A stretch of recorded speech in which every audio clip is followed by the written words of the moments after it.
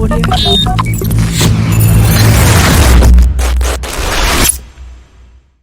दोस्तों, आज का जो हमारा टॉपिक है वो पास्ट कंटिन्यूअस टेंस के ऊपर है जी। पहले देखना ये है कि पास्ट कंटिन्यूअस टेंस जो हमने टॉपिक लिया है वो है क्या और उसे कहा क्या जाता है। पहले हमें उसे डिफाइन कर लेते हैं। टेंस हमारा है जी पास्ट कंटिन्यूअस। पास्ट गुजरे हुए ज़माने को कहा जाता है और ये तो हो गया पास्ट टेंस गुजरा हुआ ज़माना।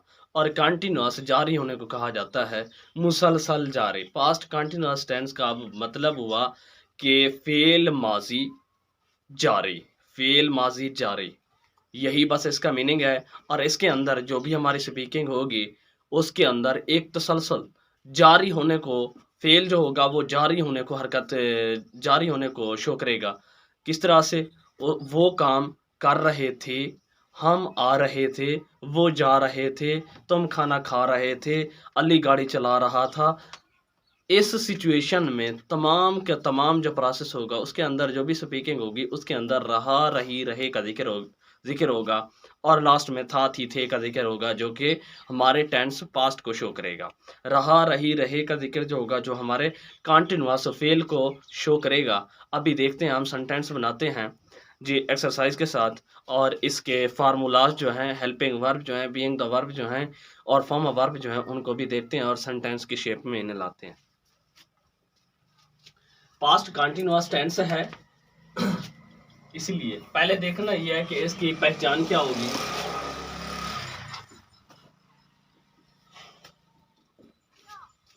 उर्दू फिक्रे के आखिर में जो भी स्पीकिंग हो रही है, सेंटेंस तहरीरी होगा या फिर किसी बोलने वाले के मुंह से हमें ये सुनाई देगा कि वो इस सेंटेंस में लास्ट में अपने फिक्रे के ख़त्म होने पर कुछ बोल रहा है, वो जो कि इस फॉर्म के अंदर है, रहा था,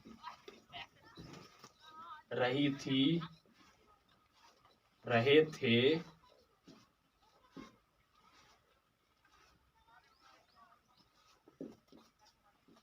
वगैरह। तो हम समझ जाएंगे कि ये जो सेंटेंस जिस सेंटेंस के अंदर इस सेंटेंस के अंदर जिस टेंस को वो बयान कर रहा है वो उसका टेंस जो है पास्ट कंटिन्यूअस टेंस है। यही इसकी पहचान होगी उर्दू सेंटेंसेस के लिहाज से।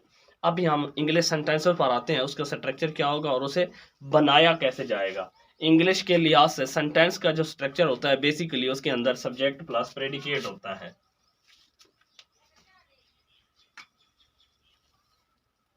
प्लस प्रेडिकेट, ये हमारा तरीका पुराना है जो कि हम पहले से करते आ रहे हैं। प्रेडिकेट, प्रेडिकेट खास तौर पर ज़्यादा भी ना हो तो वर्ब और ऑब्जेक्ट पर लाजमी मौजूद होता है। इसके अंदर वर्ब और ऑब्जेक्ट ज़रूर छुपे होते हैं।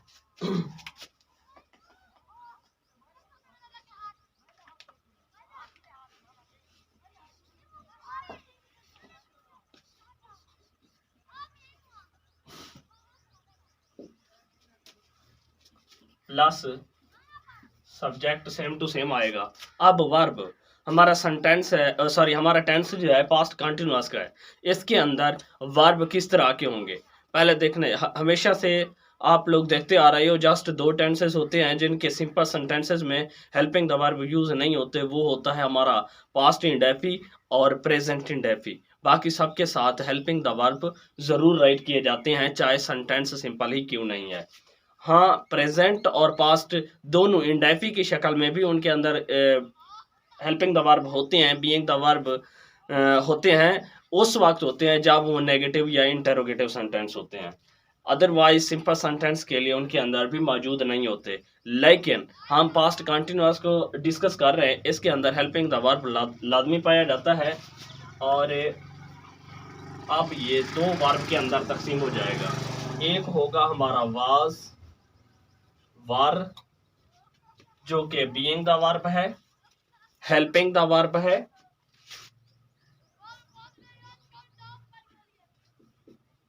और दूसरा जो हमारा होगा फॉर्म ऑफ वर्ब।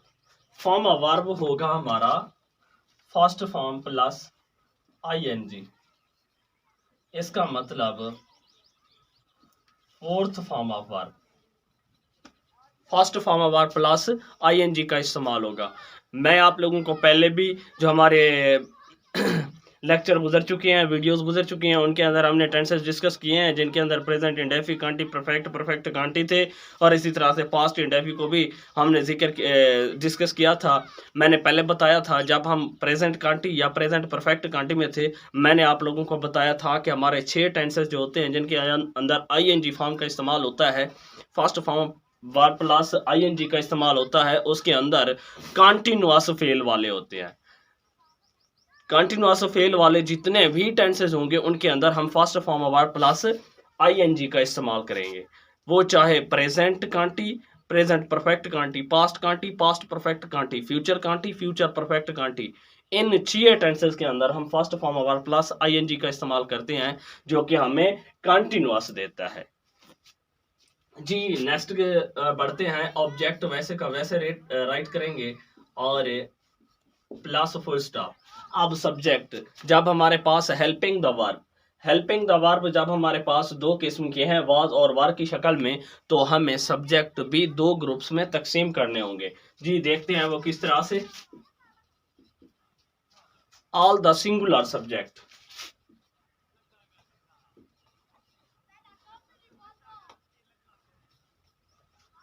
तमाम सिंगुलर के साथ हम वाज का इस्तेमाल करेंगे, जिनके अंदर आई, ही, शी, इट और सिंगल नेम होगा।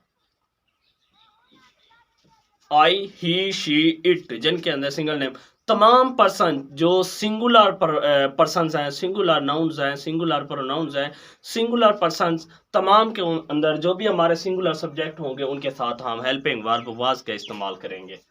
पहली बात तो ये हमारे क्लियर।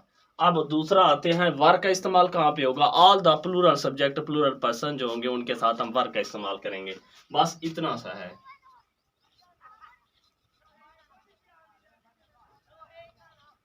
प्लूरल पर्सन जिनके अंदर वो हो गया, यू हो गया,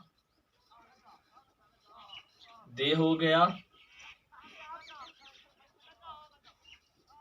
प्लूरल नेम हो गया,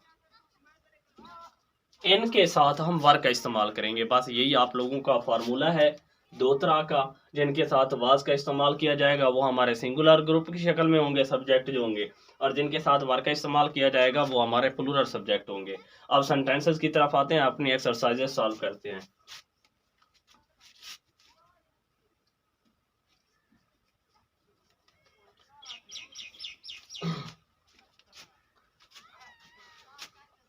लेते हैं,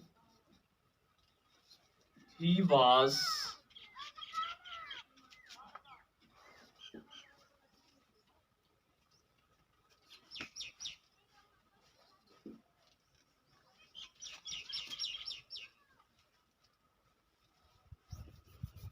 taking a tea. He was taking a tea. वो चाय पी रहा था। We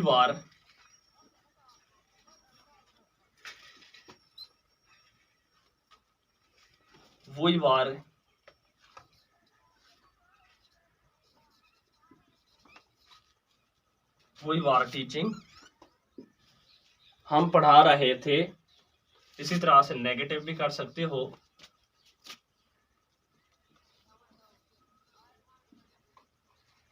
She was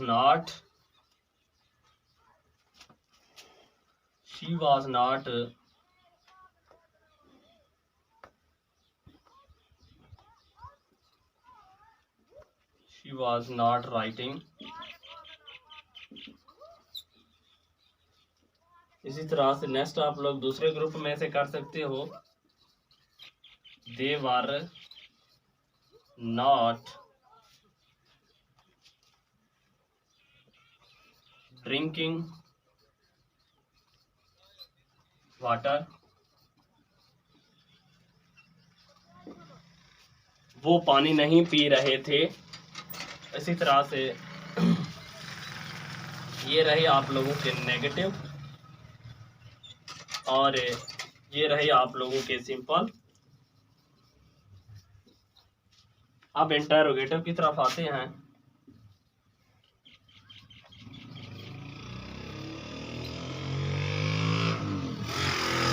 इंटरोगेटिव आप लोग राइट कर सकते हो।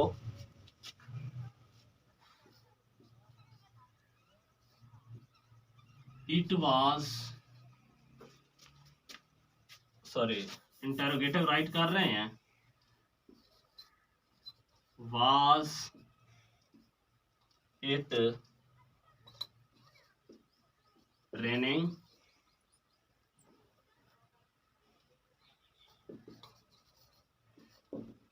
क्या बारिश हो रही थी। इसी तरह से आप लोग प्लूरल में से ले सकते हो।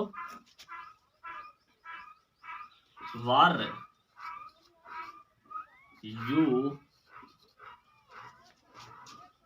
यू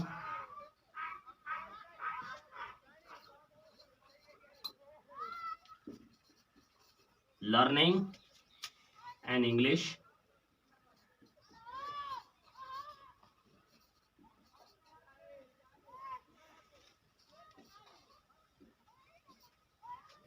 क्या आप इंग्लिश सीख रहे थे, बस यही होगा।